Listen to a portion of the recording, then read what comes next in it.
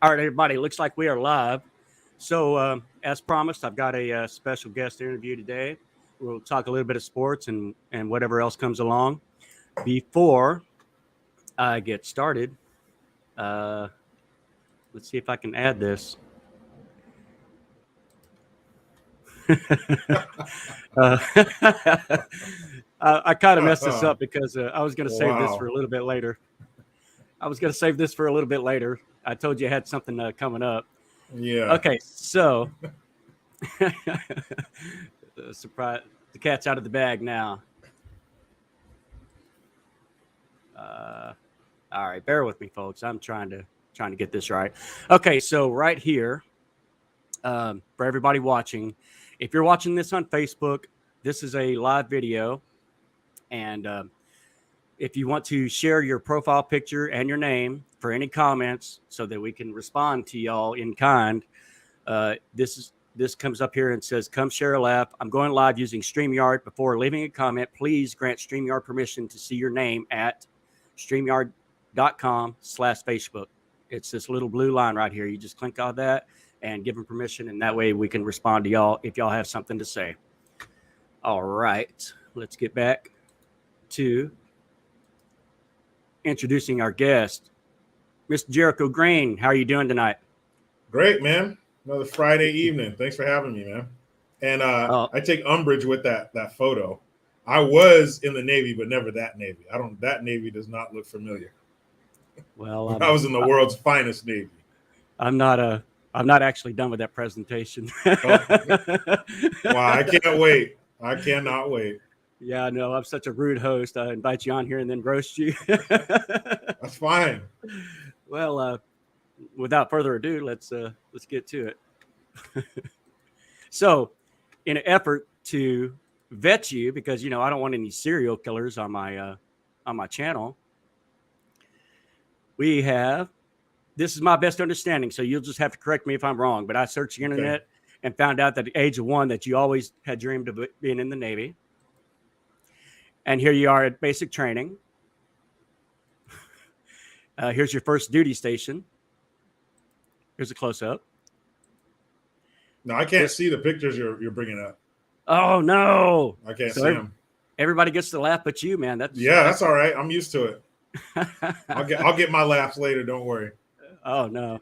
Oh man! Look at the time. Well, I guess I'll just have to explain it. Here's where Forrest Gump saved your life in Vietnam. I remember that. Okay, and then I'll have something a little bit later on down the road. Let's get back to talking about some football. You got some football in you, Jericho? Oh yeah, man. I'm a as far as pro football Niner fan since 1984 when I was a little kid. I think I was about 4 years old then.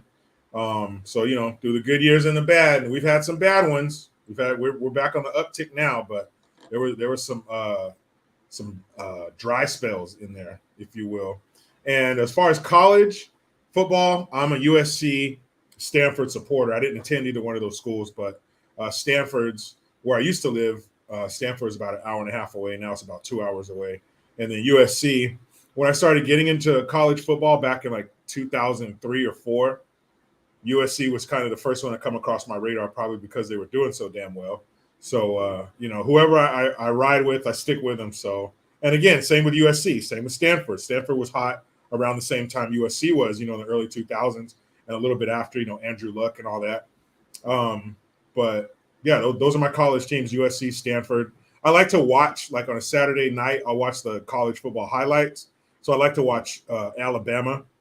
I like to watch the highlights because I love to see people get the shit kicked out of them. That's usually what Alabama does, no matter who it is, except for Tennessee last week. I was very surprised at that. That game was close. That was a heavyweight bout, blow for blow, and then Alabama lost. So who I really feel bad for is who Alabama plays next.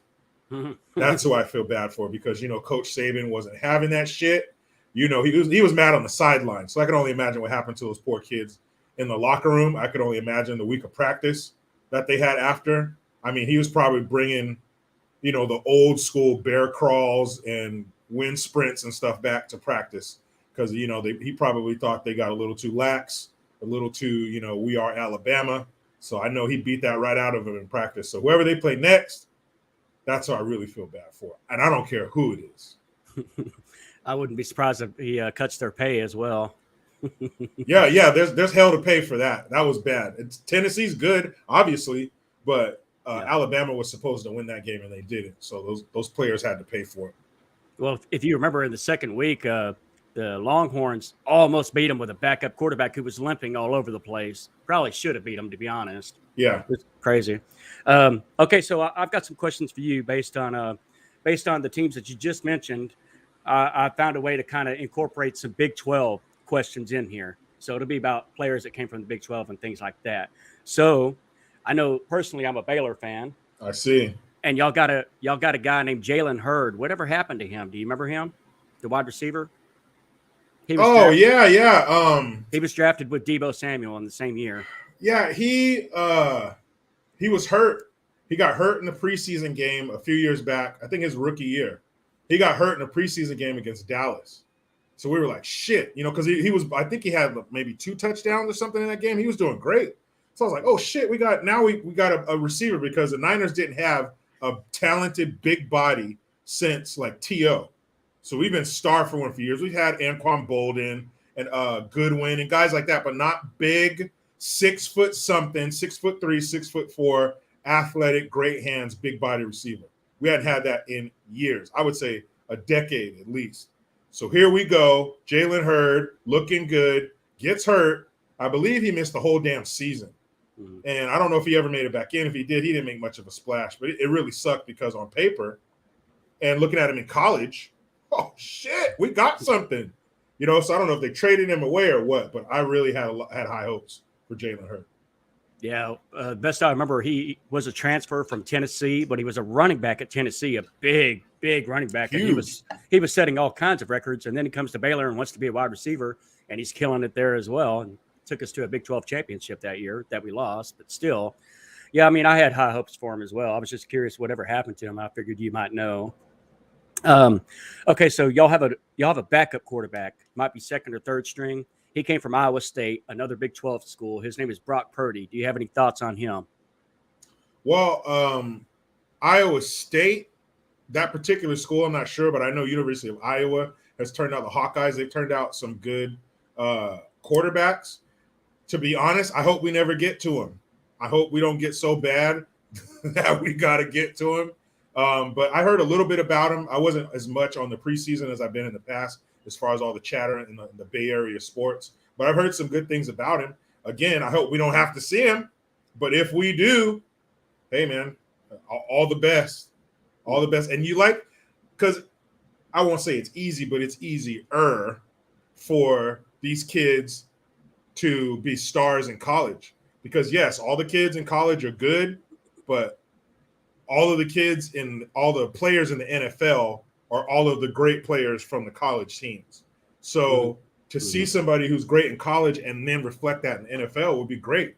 And if we get to that kid, hey, let's see your best, man. Let's see it. Yeah, and the downside of that is if you see that kid, that means maybe Trey Lance doesn't work out for you. Yeah, and another year without Trey Lance. Right. Let me see here. So speaking of Trey Lance, how do you like Trey Lance and the 49ers this year? We didn't get much of him. We got 2 games, and he went down. And that game he went down in, I thought they were running him too much. Every time he ran up the middle, you're like, oh, come on, man. Yes, you're a big body, but you're no Cam Newton. And look at Cam Newton. Look at his career. So you can't keep, putting him in. And of course, Shanahan knows he's forgotten more about football than I'll ever know. But he is a quarterback. We do have running backs for a reason. They're the ones that are supposed to be sticking their nose in there all the time. But I just don't. And I've been watching Trey Lance. I saw him, and he didn't play that much in college. What did he play? A handful of games in college? Yeah. So he hasn't played a lot of games, college and up, ever. Mm-hmm. So you just don't know. When he's in a little bit, you see little sparks here and there. I'll put it to you like this, Marshall. When he got hurt, and we had to put Jimmy G back in, I wasn't mad. Of course, I don't want to see a kid hurt. Of course not. But to have him step aside and have Jimmy come back in, somebody that's been proven, somebody who's played a ton of games, not only in college, but in the pros, seasons worth of games. Yeah, man, I wasn't mad at Jimmy G, but I want Trey Lance to be in there. I want that young blood. I don't mind having a Ferrari in the garage, but I don't want to see him, and I mean no disrespect. I know you're a Baylor guy, but I don't want to see RG3 happen to him. I don't want to see that. I don't want to see him be so dependent on his legs that, number one, his career shortened, or he could get hurt real bad. I keep trying to get that picture of RG3's knee injury out of my mind. That was terrible. And he was doing so good. Yeah. Not only was RG3 a monster in college, did he get the Heisman? Yes, sir, he did. Absolute monster. Just a couple of weeks ago, I was watching Reggie Bush highlights and RG3 highlights from college.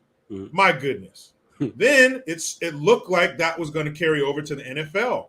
He got him to the playoffs. And it sucks to see such great players in college go to shitty teams like the Redskins. But, that's the way it works. They need them the most. But I don't want to see Trey Lance have a shortened career like that. Here's what I want. I don't know why the football guys have not shined down upon the 49ers and let them get an immobile, doughy physique, Tom Brady, statuesque quarterback. I want you to be a pocket master. I don't want you to take off running all the time or a lot. I want you to be a pocket presence, carve them up from the pocket, and then if you have to run, okay, that's a little extra icing on the cake, a little more gravy. All right. But the foundation of the quarterback needs to be in the pocket. It needs to be cerebral, number one, because Tom Brady has proven you don't need a 4.4 40. You don't need six-pack. You don't need a rocket arm. You just need to be up here. Yes, he has talent, 6'4", throw like a some bitch, but he's intelligent, and from the pocket, he will end your season. That's what I want to see from Trey Lance. Yeah, man. I think, even like you said, Cam Newton, as big as he was, even he couldn't sustain that. Who can? Michael Vick did it, was spectacular for a little bit. He couldn't sustain it. Randall Cunningham was incredible for a little bit, but, they're just not built for that, Yep. And really even not. Michael Vick, toward the end of his career, he became more of a pocket passer. He still had speed. Of course, he was fast, but he was much less likely to take off running. And look at his arm. He didn't need to. Michael Vick's arm was ridiculous up until the latter part of his career. So come on, Trey Lance, but he has a whole nother year to get it together. Yeah, I'd say probably the most successful combo right now seems to be Lamar Jackson. Yeah, and I'm not even mad at Lamar Jackson. Do I hate the Baltimore Ravens as a Niner fan? Of course. They will always have a pit of hate in my heart. But Lamar Jackson, you know why I don't have a problem with him as good as he is? Because he's not about that bullshit. He just says, hey, nobody cares what you have to say. Nobody cares about why you didn't do what you didn't do. Nobody cares why you failed. Just get out there and keep working. This kid, he just works. They told him, oh, he's too small. He needs to be a receiver in the NFL. He bulked up. Now he had damn MVP a couple years ago. And I mean, I'm almost Vic-like the way he just flicks the ball down the field, whether it be sidearm or whatever. It's just a flick of the wrist, and that thing is gone 50 yards or whatever he needs it to be. It's amazing, man. I like Lamar Jackson, but he's a little run heavy for a quarterback. Yeah. I know he has the skills. And, when you're a thoroughbred and you see a space to gallop, you're going to do it. But I just want to see those guys stay in the pocket more so they're around longer. I hate to say it because who do I hate more than the Baltimore Ravens? Kansas City Chiefs. But I think Patrick Mahomes has a better mixture of I can run, and I'll do it a little bit. I'll dart, but I'm always heading toward the sidelines, and his arm is ridiculous. He's amazing to watch. There we go. There's another Big 12 reference there. Yeah, that's right. Hey, do you remember watching the Heisman year of Lamar Jackson? The first half of the year, that was the most amazing thing I'd ever seen. It was like a taller version of Barry Sanders throwing the ball. It was spectacular. Yep. Louisville, right? Yes, sir. Yeah. Yeah, it was unfair. I feel bad for the other kids who were out there on the field with him. I really do. I feel bad for their mothers and their families who came out to watch him that day because they got worked. And they worked everybody. And again, he could do it with his legs, but man, if he had to throw that ball, it's over. Accurate too. It's not. He can't just throw it far. That's one of the things I didn't like about Kaepernick. Everything from Kaepernick was a 90-mile-an-hour, tank round. The howitzers where they just angle him real high and just launching. That thing's going as far as it can. I didn't like that. Every pass doesn't need to be a 70-yard bomb. But Lamar Jackson, I want to see him in the pocket more because I want to see him more. I want to see him longer in the NFL, but he's awesome. He really is. Okay, so let's break this down to college a little bit. So another Big 12 reference here. You have USC as one of your favorite teams, and you have a Big 12 coach, Lincoln Riley. So what are your thoughts on Lincoln Riley and USC this year? They're doing good. USC is doing great. I like it. I like to see them have another great college coach. I want to see them get another Pete Carroll, even though I hate Pete Carroll. What he did to those kids was absolutely terrible. You didn't notice that Reggie Bush pulled up to practice in a $90,000 Escalade that just got past you anyway. But USC, that's my team, so I want to see them doing great. I think they're doing awesome. USC has a good habit of turning out great receivers. I think they fell off a little bit after Reggie Bush. The kid they got now, number 26, he's pretty damn good. I like him, but USC will give you some damn good receivers and offensive linemen. Are you impressed with Caleb Williams, the quarterback from Oklahoma? Yeah. I mean, Oklahoma always seems to have a great quarterback. Go back to Baker Mayfield. Didn't work out so much in the pros for him so far. Kyler Murray, they always got somebody back there who can just launch that damn thing. I don't have a problem with OU either. I like them. Again, you being a USC fan, 2005 didn't work out too good for him because USC kicked the shit out of them. I think it was at the Rose Bowl or something. Yeah, that was all bad. But Oklahoma, that's another team. I like to see them do well. I think when your Oklahomas, your Baylors, your USCs, your Notre Dames, your Stanfords, when they're doing well, college football is doing well. I think there's just certain teams that I think if you're a fan of college football, there's certain teams you like to see doing well. And I have no ill will toward Oklahoma, but they always got somebody back there just crazy in the quarterback position.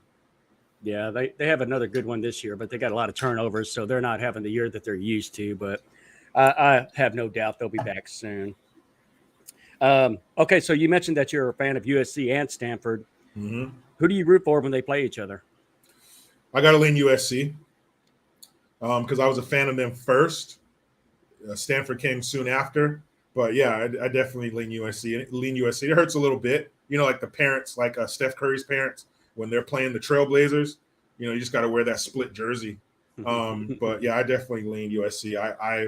I celebrate a little less because their victim had to be Stanford. But, yeah, man, definitely USC 1, Stanford 1A. Okay. All right. I was curious about how you can split between the two. I got a rough question here for you, man. What are your memories of the USC Texas National Championship? Well, I try not to have any memories of that. When I was watching the Reggie Bush highlights, you best believe that was one of the videos coming up, and it was a picture of Vince Young scoring one of his multiple touchdowns on USC. That is an awful memory. That is right behind the Niners losing to the damn Ravens in the Super Bowl. That's behind the Niners losing to the Chiefs in the Super Bowl. And then that Rose Bowl game from 2006. That was horrible because Reggie Bush was the man. USC, Matt Leinart, they were it. And then Texas, they were great too. Obviously, they made it. Vince Young. And to have it shouldn't even be USC versus Texas. It should be USC versus Vince Young in the Rose Bowl because that's what it was. It was the entire defense versus Vince Young, and it sucked, and I hate it, and I have never watched those highlights ever. Okay, so from a Baylor fan and an outside perspective, I did rewatch that game. I even bought the DVD and rewatched it all because it literally was a magical game. It was just incredible. And like you said, the defense versus Vince Young, they knew he was running the ball, and they could not stop that dude. It was an amazing game. Not from your perspective, but from watching it, it was one of the better national championships I've ever seen. I wish I could enjoy it from your viewpoint. I wish I could be a third party with no skin in the game and enjoy it for what it was, but I cannot. Because that's what made it hurt even more is that they knew. Everybody knew. Everybody watching that game in the stadium or at home or at a bar or wherever We all knew he was going to run too, and they couldn't stop it, and that just hurts even worse, man. But I cannot watch that game. I shan't watch that game. All right. Uh, I was just curious about your thoughts on that. No, wasn't trying to rub it in or anything, but No, of course not. yeah, no, for real. No, this time I wasn't. Okay, so those were my football questions. I tried my best to kind of incorporate some Big 12 in there as well with your teams. So let me ask you personally, how did you get started with YouTube? Did you go in with well, I'm going to talk political, or I'm just gonna tell funny stories, and it delved into that?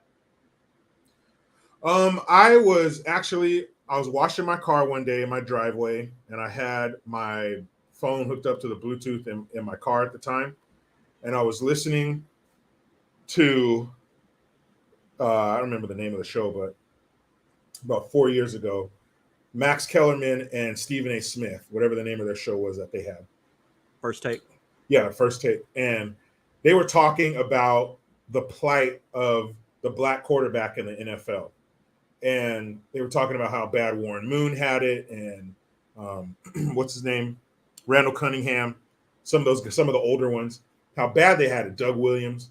And I'm like, even if fans were shouting stuff at you and maybe throwing some beers and stuff at you, because of the NFL, not only just on the field, but the fan experience was different back then too. Like, fans were allowed to talk more shit, without getting kicked out, whatever.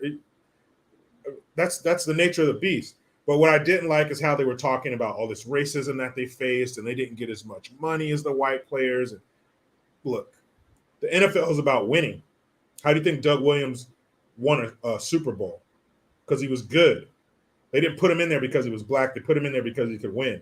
Do you think if there's a black quarterback out there who they could say, I guarantee you I'll take you to the Super Bowl, and mean it, that some NFL team is going to be like, no, if you were a white kid, I'd give you a shot, but you're black. Sorry, we want to keep losing. No. Do you think if somebody told that to the Texans or to the Carolina Panthers or to some team, some team that just sucks shit, the Washington Redskins? No, I will not call them the Commanders. But do you think they wouldn't take that kid because he's black? No, they're about winning. So if you can win, you're in. And to be honest, I don't really care what slings and arrows you deal with as a professional quarterback in the National Football League in the United States of America. I have very little sympathy for you. Somebody calls you something, call them something back. Ignore them. Go inside the locker room where you have, steam baths and ice tubs to get into, and, groupies to bang and coke to snort. Like, what are you talking about? I don't feel bad for you. So what? People every day in this world, black folks get called all kinds of names without millions of dollars in the bank. At least you got millions of dollars in the bank. But it just pissed me off. I got sick and tired of hearing people gripe and complain about stupid shit. And what made me even more mad were people out there who believe it. People out there who say, yeah, that's right, man. Poor black quarterback. You're a quarterback in the NFL. That's where my sympathy stops. I don't care what color you are. League minimum is what, $650,000? You're fine. Who cares? And especially now, 2022, let a fan call you a name. Let some fan drop the N-bomb to some black quarterback coming in the locker room. What do you think is going to happen to that fan? They're going to find that fan. They're going to be banned forever from going to a football game, which I think is a bit much. How about you make them apologize? There you go. But to hear these fools talk about racism in the NFL when the NFL's created more black millionaires than any other entity ever in American history, I just got sick of hearing that shit. And there are people out there who talk about what I talk about. There's people out there who talk about the exact same stories that I talk about, but they're not me. So I wanted things said the way I wanted them said. I knew people who got close, almost, but it just didn't have the venom on it that I needed. It just didn't punch hard enough for me. So I said, I'll do it. I didn't think shit, man. I wasn't thinking about, I'm going to talk this way. That was the first story I talked about. How pissed off I was to hear that nonsense. Racism? What racism? You mean when you go out in public and some girl pulls her tits out and tells you to sign them? Or the racism where you can't go to the movie theater because you're too famous? Or the racism where you won't pay for another drink or meal in the town that you play in because the people are such a fan of you? I don't understand where this comes in. I don't see the bad part. So I just went into it saying what I say to this day. Whatever's crazy, I talk about it and I just go, man. And my mouth leads, I follow. So like with Stephen A. Smith, man, that's his whole shtick is just how much racism can he cause, and I'll tell you what, this is exactly why I started this channel, was because I wanted to hopefully try to give. I really don't go political. I try my best not to. I think politicians are like offensive linemen. You're only talking about them if they're fucking up. Mm-hmm. So it's kind of forced into my face, especially through sports and Max Kellerman and Stephen A. Smith, people like that. It's forced in my face where you have to hear racism, racism, racism, and I'm just fucking tired of it. So I started this channel just to hopefully give people an alternative to having to watch ESPN and that bullshit. You know, I remember. Okay, so when all the George Floyd stuff was happening, I'm sitting there and, at first I was pretty sympathetic. Okay, the guy's got his knee on him for like 8 minutes, and I felt really bad about that. Man, that really looks bad. Why? So I started going to YouTube and looking for answers, and that's when I came across Brandon Tatum, which is how I ended up finding you as well. And I think the first video I remember you talking about was about racial tension and how it was just being blasted at us through the media. And and you just had this such sincere look on your face, like, I don't want to fight white people. Y'all outnumber the shit out of us. And I remember laughing so hard at that, just the way you put that out there. And I've pretty much followed you ever since. Thank you, man. I appreciate that. Thank you for sticking with me. Of course. Well, you might have already kind of touched on this, but I'm going to ask, why do you feel it's important to let your voice be heard? That's a good question. I guess I think it's important because there might be somebody out there thinking the same thing that I'm saying, and when you're trying to stay afloat in this sea of nonsense and crazy shit that 10 years ago we didn't think people would even say in public with a straight face, these policies that they're trying to push, the schools and all that shit, I want to be the voice that somebody can hear and say, I'm not the only one. I'm not crazy. Maybe some people will see me and see that I'm a person. I'm an American who happens to be of dark complexion, and they might think, oh, they don't all think that way. They don't all act like that. They don't all believe that shit. Because when all people are presented with are these terrible images of black folks, and I don't necessarily blame it all on the media, but of course they have a hand in it. But the black folks that they have the footage of are actually doing this. They didn't make it up. This isn't like some moon landing conspiracy in a studio somewhere. They didn't make it up. They just filmed you doing ignorant shit. Or you make songs talking about vile, disgusting shit. So they have to take some responsibility in this too. Just because somebody presents you with an opportunity to be a jackass doesn't mean you have to. So maybe some people look at me and think, oh, they're not all like that. They're not all a bunch of damn savages who are set off by by the lowest level of disrespect or, whatever the latest viral video of some person that looks like me doing wild shit somewhere. So, I just hope, and maybe I can make somebody laugh. Laughter is a powerful thing. Laughter, when you make somebody laugh, you change their emotions. That's a lot of power to take somebody from sad to happy. So any of those things, whatever, maybe somebody will hear something for the first time that I'm talking about that spark some interest to look that thing up or study it. I don't know, but I'm just going to keep saying what I think. Apparently a lot of people like that. So I'm just going to do me, and the more people come along, I'm happy. Right. So so this is a brand new YouTube channel for me, and like I said, I'll tackle some politics if it comes up organically, but it's not just a political channel. It tries to be just sports. Same thing with my Facebook group. I just talk about sports. I put in there no race, no politics, and no crying and all that stuff. But on my personal Facebook page, I go off and I really do speak my mind, maybe similar to in the way that you do. And I go off, I'm insulting, I don't care. And in my mind, I do it because I want people to know, don't be afraid to speak your mind. Don't let the media or any narrative define you. Don't ever fucking do that. Stand up and say, that's fucking wrong. This doesn't make sense. This can be fixed. So that's where I come from with as far as that goes. Exactly, and that sounds exactly right. And you know something? One thing I don't like that we're in an environment where if I say something and I'm talking to a white person, they say, "Well, I'm glad you say that because I'm not allowed to have an opinion on that." I don't like that. I don't like that that environment has been created, and I don't like that people take part in that. If you think it's fucked up, say it. Don't stay quiet because you think you have no opinion. They're people who are experts on the Civil War. They weren't around for it. They didn't fight in it, but they know a lot of shit about it and they have an opinion on it. Have your opinion. Don't let people make you scared to speak your mind. And don't ever, ever, if somebody ever accuses you of being racist, don't ever give your credentials. Don't ever tell them, oh, I have a black friend or I dated a black girl. They don't even deserve that. They don't even deserve that. Ignore that person. They're retarded. You don't give them your resume. Fuck that. Don't play into that. And there was a time when that was a serious accusation. If you call somebody racist, you better have some proof. Because that's not a very nice thing to say about somebody. But now it's like the word the or and. It's whatever. Everybody's racist. Everything is racist. If you don't think it's racist, you're racist. It's just so stupid, man. But right. We all live in this country. We all pay taxes. As long as you pay your taxes on time, you have a right to talk about whatever the fuck goes on in this country. Because chances are it's costing you money. Very well put.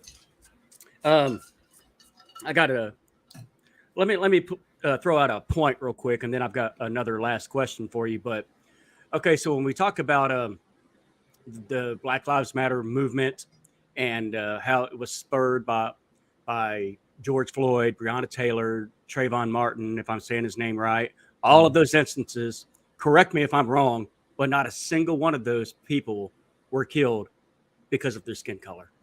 It was always something else. They were fucking up somehow. Like Breonna Taylor, all you heard on the media was, oh, she was sleeping in her bed. No, she wasn't. If she was in her bed, she wouldn't have got shot. She was right there in the hallway where her boyfriend shot at the police. What are they supposed to do? What are they supposed to do? So she wasn't killed because of the color of her skin. George Floyd, fentanyl overdose. You can go through every single instance, and I cannot think of one single time that some white guy just, hey, there's a black dude, let's go get him. Not a single one of these stories that they throw at us. So am I wrong on that? I don't believe so. I actually had a chance to hang out with and have dinner with Officer Mattingly. He was the officer he's the one who actually shot Breonna Taylor. And I had a chance to hang out with him for a few hours and talk to him and see the other side of it. Because he is a real person. He had to move his family. He had family members who were married to black folks. So he had talks with them and, to see how they felt about it and all this shit. It had a ripple effect through his whole life. And like you said, she wasn't in her bed sleep. And they what picture do they show you? Her when she was an EMT. She hadn't been an EMT for like 3 years. Mm-hmm. That's like me showing you a picture when I was in the Navy. Well, I ain't been in the Navy in a long time. So why would they show you that picture? But they showed you to make you think that she was a Girl Scout. And these cops were just marauding through town, throwing empty Coors Light cans out the window, shooting their guns in the air, looking for some colored people to kill. And so they happened across, and the whole no-knock warrant, that was a lie. It was a no-knock warrant, but they still knocked. They knocked so loud and so long that neighbors were waking up, coming outside, asking, what the fuck is all the noise? So they didn't just, pick the lock quietly and come in and then, shoot them in their bed. Her boyfriend shot at the police after they announced themselves, and he was standing behind her. What kind of man, and even if, let's say it was a burglar, you're going to shoot at the burglar and stand behind your wife? No. You're going to get her in safety or stand in front of her, make sure she's as safe as the situation allows for, and then you're going to shoot. So much bullshit. Trayvon Martin, that wasn't a cop. I don't even think that was based on race. Trayvon Martin was a wild kid. That's why he was there. He was living with his father because his mother couldn't handle him anymore.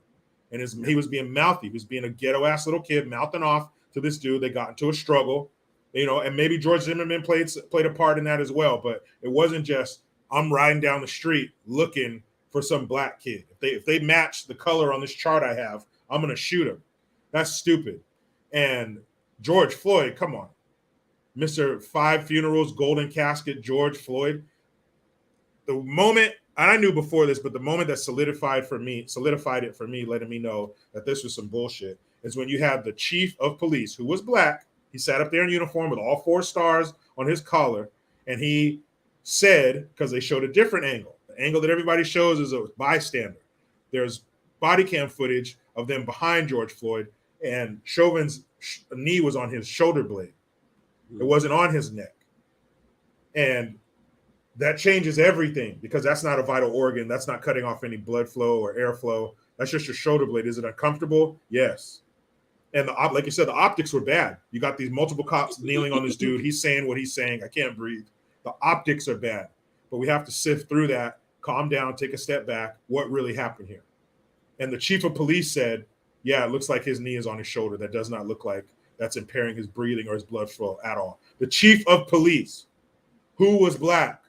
So take that racism card, throw that out the window. You can't use that here. He's black too. You're going to call him a sellout. He's working for the white man, whatever. So all of that stuff is bullshit. And people, these blue check marks, the mainstream mediocres, as I like to call them, they don't want to talk about the fact that twice as many white folks are killed than black folks in this country by police. These racist white cops, they're killing twice as many white folks as black folks. Again, where's the racism fit? If there's space for it, let's talk about it. But I don't see where it fits in here. You know, if that's a problem, I think most people would have a problem with racism in any form. But to say everything is taking the form of racism is ridiculous. Yeah, and these families were just pretty much exploited for the Black Lives Matter, who raised $90 million, and you can't name a single person that helped other than the family of Black Lives Matter, the Marxist. Patrice Cullors. Yep. Her $6 million mansion in the LA Hills. Another guy just got indicted for embezzling $10 million. It's such bullshit. And it was created by 3 angry Marxist lesbians. You said mansion, but I mean, which one? Isn't there like 5 of them? Well, I mean, just the one in the LA Hills. That's the only one I'm referring to. I'm sure there are other homes, out there, but her LA residence was $6 million, and I don't see them. Now, it'd be cool if they bought that as an organization and use it as kind of a party spot. Like, bring kids from the inner city up there, show them what you can have if you work hard and you're successful. Show them finer things in life. It's not just the hood. You can move up here in the hills too. Look at this. Look at all this cool stuff, the pool and the kitchen, all this stuff. You can have this. If it was used as a tool to do something, that's fine. But to throw a birthday party for her 6-year-old and have an inaugural party there to celebrate Joe Biden being placed in Washington, D.C., that's not the business. I don't think that's what people donated their money for. But again, if you're dumb enough to donate money to BLM or CBLM, if we're being honest, certain Black Lives Matter, well, then they say when you come across a fool, get all you can get. Are you familiar with the new documentary by Candace Owens? Before I came in here, I'm trying to get it to work on my TV because I have it on my phone. I subscribe to Daily Wire to get the movie, but I don't want to have to watch it on my phone. I want to be able to watch it on TV because I want to watch it with my wife too. So I think she got it hooked up. So when I'm done here, our kids have a movie night at school for 2 hours. So while they're gone, that's what we're going to do is watch the documentary. I'm excited. I like to see these fools getting exposed, just like 2,000 Mules. If you haven't seen that, that will make you angry. Yeah, I haven't watched that yet, but I am a member of Daily Wire. I wanted to check out both of them. The first one I think I watched was What is a Woman by Matt Walsh. That was very, very informative. Yeah, that one I'll watch next. And 2,000 Mules, I think that's on Salem Media. I don't think it's Daily Wire. It's Salem Media Group. Look it up. It's real easy to get. But that's another one to where you wonder why isn't there a copy of this documentary on the desk of every law enforcement official in this country? It's laid out. They verify their work, the techniques for mining the information.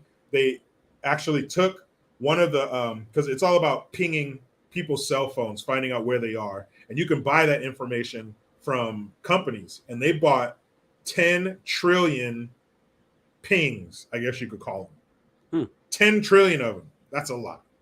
So they use that to find out where people's cell phones are. So to prove that their research is legitimate and their methods for acquiring the information, they found some pings from people's cell phones who were involved with murders, and they turned it over to the police, and those people were arrested. So it's legitimate research that they're doing. And all of the footage that they use are all from government buildings. It's not Joe Schmo's liquor store or so-and-so boutique. It's official government cameras on government property because that's where the drop boxes are. So it's all legit shit. They prove that what they're doing is legitimate in the way that they get it, and the results will anger you. Yeah, they won't surprise me, but they'll anger me for sure. Yes, they will. I mean, promise. If you remember a certain rally for Joe Biden during the election season, what did he have? Like a dozen people show up? And if you see a Trump rally, there's thousands upon thousands every single time. And we're supposed to believe 81 million votes? Really? You know what, man? One of the best examples of that I ever saw was they had, I think it was a rally in Texas. They both had opposing rallies, and they were close to each other. And it looked like Biden's rally looked like the end of a party where people had already started leaving. Have you ever been to a game where they're getting the shit kicked out of them and people start leaving in the third quarter? That's what his rally looked like. Like people had already started leaving. And Trump's rally was so loud that you couldn't hear Biden talking at his rally. So where did they squeeze 81 million votes from? Because Trump isn't president anymore, and he's getting more people at his speaking engagements than Sloppy Joe. How is that? When I saw the footage of Trump's rally being so loud, I can't even hear you talking at yours. Come on, man. Yes, wow. Sir. It was, I don't know, man, mind-boggling. But, you can't talk about it. Can't talk about it. That you're a denier. That makes you a racist. That's so stupid. Well, I mean, you can be black and still be a white supremacist. Look at Larry Elder. He's the black face of white supremacy. And now Kanye is, and Candace Owens is. It's disgusting, man. It's just stupid. You have to have a certain political opinion or you're shunned from society, apparently. But we know it's not true because we can go outside our doors and talk to our neighbors, talk to people at work, and we know everything that you see on TV is just bullshit. It just is. Yeah, I have a white teenager that cuts my grass. Racism's over. I have a white kid who cuts my grass, and I look the way I do all the time. And he comes over, and you know what? He does a good job, and he's a nice kid. He's respectful. He didn't deny doing my lawn because I'm black. So I don't know where this racism comes from. I tip him good. He shows up when I need him. He does a great job, and he's respectful. That's all I need. That's all anybody wants to be in public in society. Be cool. I don't give a damn what you look like. And 99.9% of the time, if you don't like somebody, it's because of something they've done or something they said. It's not just I see you. Nope, wrong color, hate you. No, that's ridiculous because we all have too many experiences in life that are to the contrary. The people who screwed you over the most and the worst probably look just like you. They're probably related to you because nobody can get closer to you than family and nobody screws you like family. But the people who have done you dirtiest in life probably look just like you. And really, if somebody's cool, you welcome that into your circle, into your life. People who are kind, people who you can trust. You give a damn what they look like. You think all these soldiers have been fighting in these wars all these years, dying, and they care about who's next to them trying to save their ass? No. No one's going to say, no, I'll take that black soldier out of here. I want a soldier that looks just like me, even though they might not be trained as good. Just the fact that they're white is enough for me. No, if I can trust you and we got to go into a battle, no matter that battle is on a battlefield, in a school board meeting, or whatever. If we got to go to war together, let's go. What are you about in here? I don't care what you look like. Are you going to be an asset? Then let's go. No one's going to turn somebody away from their company. Oh, man, you're black, but you're going to make me a bunch of money? But you're black. Never mind. Give me somebody else who's going to make me less money. No one's going to get cut open on the surgery table. Stop. I need a white doctor. Even though this Indian doctor or Nigerian doctor or whatever scored off the charts, give me the white doctor who got B's simply because he's white. That's dumb, and nobody believes that shit. So, I mean, I'm sure you've been hearing about a little bit of indoctrination in the military now. So I don't know what years you served. I served from 95 to 2000. I was in the U.S. Army. Back in my day, and correct me if I'm wrong, but there was the popular phrase, I got your 6. Yep. Today, I think it's more like, I got your 6 and your 9. You know, Oh, man, it's that's sad disgusting. but true. I was in there 98 to 2000. Okay. And it seems like a lifetime ago. It was only 20 some years, barely over 20 years, 22 years. Um, it it seems like a lifetime ago. And when you see, man, when June comes around and you start seeing this rainbow shit on these military Twitter pages and stuff, that's saddening. It really is, man. The military's purpose is to kill enemies. So if you don't help that purpose along, you don't advance that purpose, then we can't take you. How many people have been turned away? How many boys grew up wanting to be a pilot? You get there and realize you don't have the eyesight for it. What do they give you? Oh no, we'll just give you glasses and we'll no. Here's our criteria. Here's our mold. If you don't fit in it, we can't help you. And up until now, people just went, okay, damn it. Too bad I have flat feet. Too bad my eyesight's not good enough.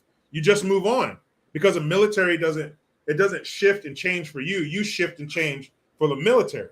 These are standards. You have to meet them. If you don't, move on. When I went to join the Navy, I was like 20 pounds overweight or something. So I started working out with the recruiter, working out on my own, changed my diet.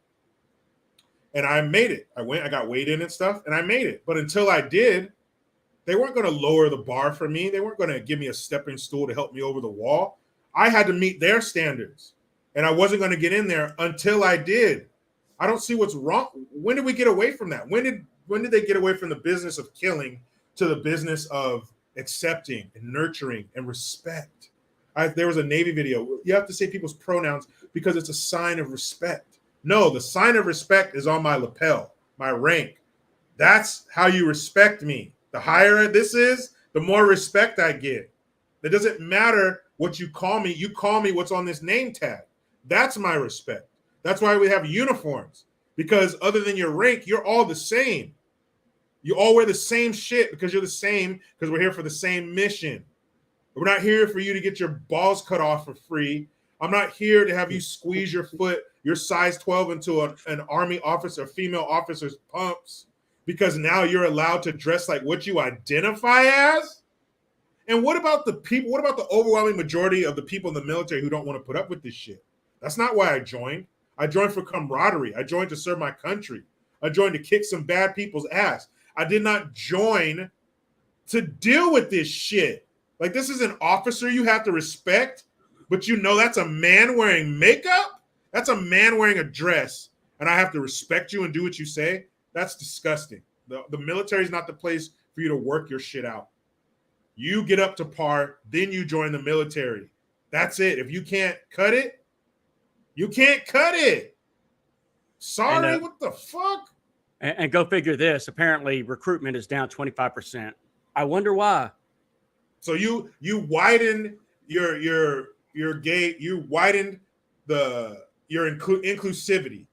You made it so even more people than ever are welcome into the military, and you have some of the lowest numbers ever. What does that tell you? This woke shit ain't the way to go. People want a certain experience when they join the military. They expect tough. They expect rigid. They expect structure and discipline. The military is a very rigid structure. They have all kinds, they're down to the hair on your face. There are regulations.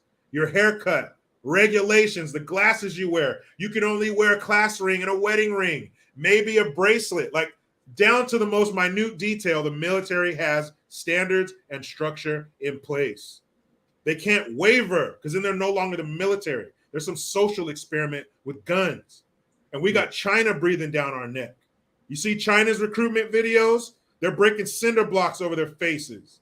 We're over here making cartoon recruitment videos with a little girl with two mommies who's been to protests. Who are you going to put your money on? Who are you going to put your money on in the fight? This dude over here in a skirt who's here to be an activist and not a soldier, or this guy over here who wants to do nothing more than kill you right now?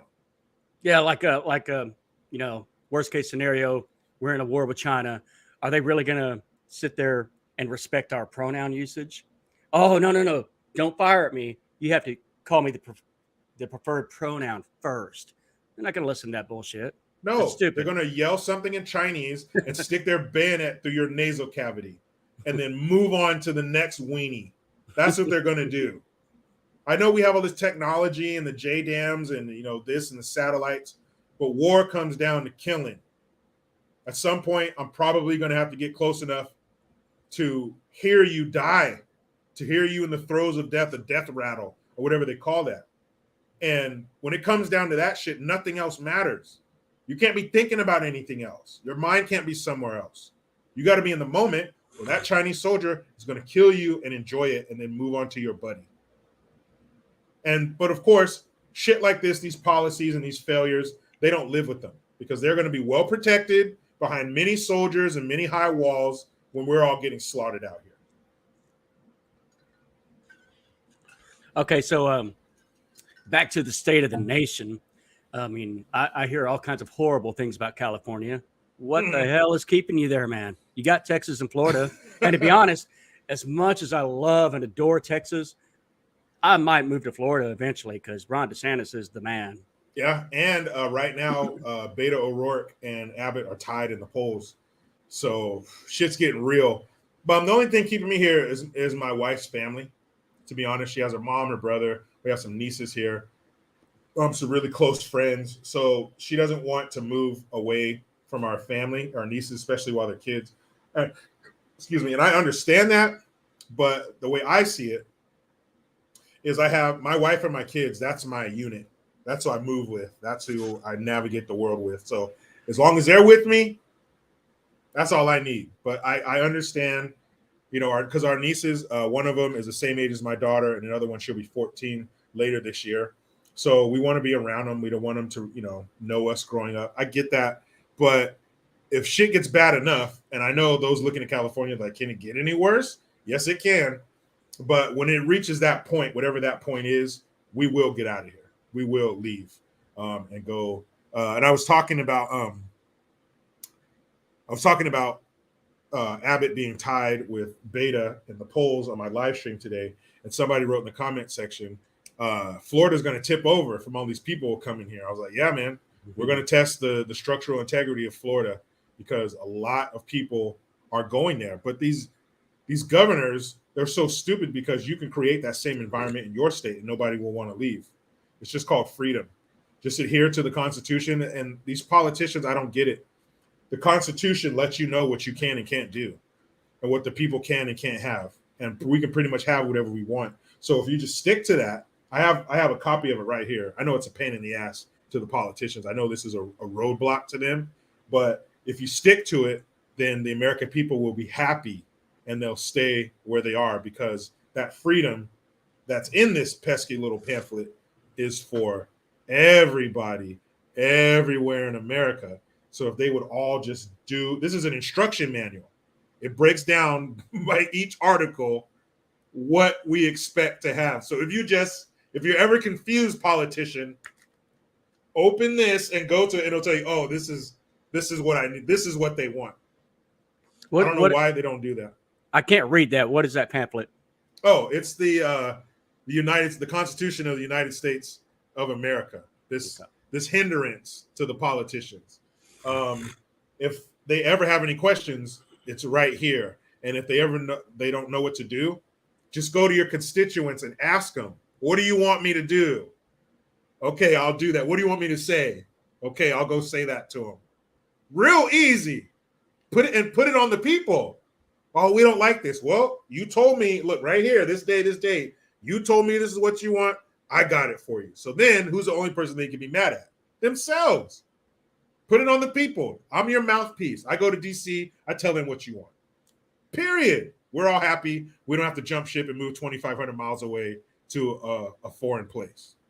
Yeah, but it feels like our politicians are more inclined to tell us what we want. Oh, Yep. well, you want this, or you're going to be a homophobic or transphobic or misogynistic. You're this, you're that. Shut up. That's not why we elected you. You know? Shut your mouth. You don't tell me anything. I tell you. This is a one-way transaction. Mm-hmm. I tell you what I want. You make it happen. Don't come back and tell me what you think I should want or what you think I should do. No. I gave you your marching orders. Go. Run along. Get out of here. Bzz. You bother me. Get out of here. I don't understand the problem. That being a politician should be the easiest job in the world. It comes with a set of instructions. And if you have any questions, refer to the instructions. And if you still have questions, go to the people you represent. Hey, I'm stuck here. What should I do? I want this. Go. I'll get it. That's how it should be. And I hope everybody, whoever watches this, is going to take 5 people and tell them to go vote. Tell them what we feel. Make it overwhelming. Make it so overwhelming that it can't possibly be cheated away from us. Yeah. And 19 days till the midterms as of today. And I don't know if you understand, Marshall, how obnoxious and unbearable I'm going to be if there's a red wave in the midterms. I don't think you understand, Marshall. I'm going to be an insufferable prick. I'm going to wallow in that. I'm going to celebrate it. I'm going to throw it in their face. I'm going to make fun of them. I'm going to laugh at them. I'm going to call them names. Everything, because that's what they deserve. The last 3 years of our lives, and now I have a chance. Now the rabbit's going to have the gun. We're going to celebrate because we earned it. We are the equivalent to Andy Dufresne at the end of Shawshank Redemption, where he had to low crawl through 200 yards of raw sewage straight from the inmate's ass to the sewer. He crawled inches, his face inches from raw sewage for 200 yards. But when he made it to the end and he stood out in that rain and that free air and was washed clean, it was all worth it. Right now, we're about 195 yards into the raw sewage. We can see the end of the tunnel. It's right there. And when we get there, we're going to celebrate because we've been through some shit for the last 3 years. Our kids, our businesses, society, those stupid masks, you being basically a leper if you didn't get the poke. What happened to you get it if you want and I won't if I don't? I'm a pure blood. I don't know about you, but I'm pure blood. Thank God, because you hear all this shit coming out. It doesn't matter. If somebody wants to get it, get it. If they don't, don't. It's none of your business. But for you to tell people that they hate their fellow citizens, they hate their family, Biden got on TV and said, you killed your grandma. So all this shit and if social media and family, because we all got some crazy ass family that bought that shit hook, line, and sinker. They've been poked so many times, they make junkies blush. So how come Biden didn't mention Governor Whitmer in Michigan killing all those grandmothers, or Governor Cuomo in New York killing all those grandmothers? There was like 15,000 deaths in New York, and nobody talked about that. He only lost his job because of a Me Too. What about the 15,000 elderly in New York City? A society is judged by the way they treat their children and their elderly. But as long as Cuomo and Whitmer, as long as they're standing next to Biden in the pew singing from that leftist hymnal, they'll never say anything because they're towing that party line. How do you get away with, I mean, we talk about Jeffrey Dahmer and the BTK killer and Ted Bundy as these prolific serial killers. None of them got 15,000 bodies and notches in their belt. There ain't a belt big enough for that many notches. Why aren't they talking about Fauci? Well, Fauci, he retired. He said he was retiring at the end of September. So he kind of slithered away quietly into the night. And how many times did he lie to us? You don't need one. Yeah, you do. Well, I only said that because I didn't want you to take them all from them. And now you need 2. And Nancy Pelosi in Chinatown. Come down. It's fine. Come on. Come down here. It's fine. All of them. And they just, but that's another thing. There's another side. This is a double-edged sword. The midterms, because we expect to take the House and the Senate. We expect a lot of heads to roll. There need to be guillotines, political guillotines, not real ones, YouTube, across the country, and political heads need to roll. Now, once we take the House and the Senate, now what are you going to do, Republicans? They've been whooping your ass with that belt for 4 or 5 years. You're just going to hold the belt and wait for them to come back and take it from you? Or are you going to start whooping their ass? We're going to have some impeachments. We're going to have some hearings. We're going to have some investigations. We're going to have some arrests. If you guys don't know who to investigate or arrest, Ask any fucking American citizen who's been alive for the last 3 years, and we'll tell you who. We'll tell you who to investigate. I want to see that laptop. I want you to bust Hunter Biden's laptop open, and I want it all. Uncut, raw. I want to know what's in there, because had we known that, we wouldn't have our grandpa in chief right now. So I want it all. I want them all investigated. And you impeached Trump twice. Then we got to be able to impeach this dummy at least 4 or 5 times. Come on. Pelosi, her husband, and that DUI. What happened to all that? There were injuries. Both vehicles were totaled. How come we don't see that person's face everywhere? So not only do the Republicans need to take power, you need to do something with it. Because if you don't think we won't vote your punk ass out either, you're wrong. That's even worse. You're worse than them. Because we're trusting you to right the ship. And if you're going to be just like them, you're worse. Who's worse? The wolf or the mother hen who turns her chicks over to the wolf? So if you're going to screw us over too, you might as well get on their side with them. And we'll have a referendum for your ass too when it comes time. So Republicans, you better get on that low road. Let's go. Oh, all right. So we just now passed an hour, and I'm going to respect your time. As I said, I want you to be able to watch that movie with your wife, the Candace Owens documentary. I've got one last question for you. So some of my influences through YouTube are like Salty Cracker, ABL. I love watching ABL. Yeah, I love watching Timcast, Brandon Tatum. I like watching you. Those are some of the people that I gravitate towards. Mr. Obvious, Liberal Hive Mind, Mark Dice is another great one. Do you have any people that you follow on YouTube that influence you a little bit, or you just enjoy watching them as well? Same 2 guys you mentioned, ABL, B Tatum. Those guys have helped me a lot in this. Just the information of it, the behind the scenes of how YouTube works, how to get things set up. Those guys have been huge. Right Wing Angel, Craig Long 45, Megan McGlover. I watch Ben Shapiro sometimes, but he makes me feel dumb. Gavin McInnes. Gavin McInnes is smart and hilarious and raw as shit. I mean, that dude is something else. Larry Elder.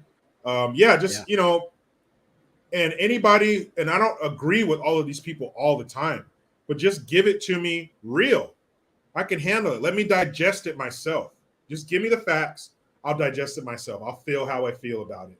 But the problem with what a lot of people now, especially the mainstream mediocres, is they want to digest it for you and then baby bird it into your mouth, already chewed up. No. Give it to me. Be the watchdog. Tell me what they're doing, and I'll decide what to do and how to feel about it. Don't tell me how I'm supposed to feel. Don't tell me what I'm supposed to do. And if I don't do what you say, don't put me in this category of awful, disgusting, evil people just because you don't like what I think. Like, talk about it or not. We could debate. We might learn something, or shut the fuck up altogether. But to call people these horrible names and put them in these boxes with awful people because they disagree, that's childish. Very childish. That's fascism, to be honest. That's exactly what it is. What? Fascism? But they say we're fascists. How are you fascist and you fight for free speech? If I don't like what you say, I just won't listen. But you still have the right to say that shit. That's what makes this country so beautiful. We can say whatever we want, I think. Well, for now we can. Jeez. All right. So speaking of saying what we want, do you want to tell some people where they can follow you? Are you only on YouTube? Can you tell people about JerichoGreen.net? How does all that work? I got my own website, JerichoGreen.net, $3.99 a month to subscribe. I have videos that I put up there a couple times a week. I try to do them every other day, but you'll only find them there, not on YouTube or any other platform. Also, I'm on YouTube, Jericho Green, Rumble, Spotify, True Social, Locals.com. It's all, if you go to my video description box, Linktree, it's all there. But yeah, you can find me on multiple platforms. I like to spread my eggs out to different baskets. I'm waiting to be verified on Rumble so I can start going live there. I go live every day on YouTube, Monday through Saturday at 1 p.m. Pacific Standard Time. So you can catch me there. I've been doing this for about 4.5 years. So I got like 1,200 videos. So if you want to binge watch or something, there's plenty of stuff out there. And you can pretty much map what's been going on politically and socially throughout my videos. Because there's always some wild shit going on. Somebody's always stumbling over their words. You know who? Some crazy policy they're trying to push forward. And I live in California, so I'll give you, the pulse of what's going on in this shit state, along with the rest of the country. But yeah, man, that's about it. I got a new website for merch, mygreengear.com. Stuff like this is one of my sayings. Good damn morning, Americans, because that's what we are. Americans. Fuck this shit. We ain't no commies. So yeah, that's where you can catch me, man. Also, I didn't know that you were in the Army. Thank you for your service, man. Same to you, buddy, man. I got one last story I want to hear from you. I heard it before. I want other people to hear it as well. Why are you not on Twitter, Mr. Jericho? Oh, well, Marshall, it's funny you ask. I was on for a minute. I was doing good. I had about 4,000 followers, subscribers or whatever on Twitter. I was doing all right. And then one day I came across a tweet from Alyssa Milano. Yes, that Alyssa Milano, Commando, Who's the Boss, Charmed, that Alyssa Milano. And it was in the middle of, or the beginning of Trump's presidency. And she had a quote on her page that said, "The MAGA hat is the new white hood," meaning the MAGA hat is a new white hood of the Klan, the new, uniform of the Ku Klux Klan. I thought that was a little much. So I said, if the MAGA hat is the new white hood, you're the new dumb bitch. About 10 seconds later, I get a notice from Twitter saying your services are no longer needed. And that's that. I haven't been back since. It's been a couple years. And I'm not going to go back because I feel like in some way, if I go back, then I'm agreeing with what they do. And I'm just not going to do that. So that's why I got on Truth Social. Trump, he finally made it available for Android. So I'm there. And locals.com. It's not a dating apps website or app or anything like that. It's just a platform you could say what you want. Remember those days? So, yeah, you guys can catch me there. I appreciate it. But that's why I'm no longer welcome in the Twitter neighborhood. Okay, well, I'm going to subscribe to you on Rumble. I didn't know you were there yet. I am already following you on Truth Social as well. Okay. Appreciate it. Thank you. And yeah, man, thanks for the opportunity. Thanks for letting me come on. Oh, man, no. All the thanks to you, Jericho. I appreciate you doing this for my little bitty small channel for now. I hope everybody has enjoyed this. I'm going to pin this to the top of my YouTube channel, and I hope everybody enjoys this. And everybody, go check out Jericho Green. You will have a laugh and enjoy the ride. Thank you so much, man. I appreciate it. Again, anytime you shoot me an email, I'm here. All right. Much love to you, man. You have a great night and enjoy that documentary, man. Thank you, man. You have a good one too. Peace. All right.